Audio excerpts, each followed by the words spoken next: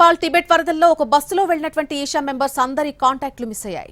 ఎవరి ఫోన్లు పనిచేయడం లేదు. ఎవరి ఆచూకీ దొరకలేదని ఈషా ఫౌండేషన్ ప్రకటించింది.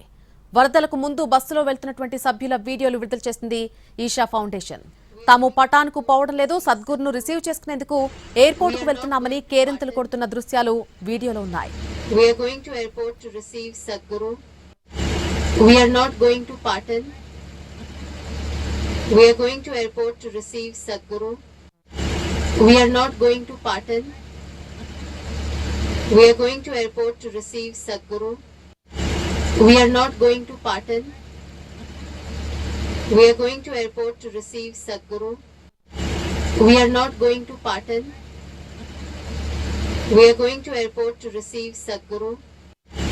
We are not going to Patan. Nepal Tibet వరదల్లో ఒక బస్సులో వీళ్ళంతా కూడా ఈషా మెంబర్స్ అంతా వెళ్లారు.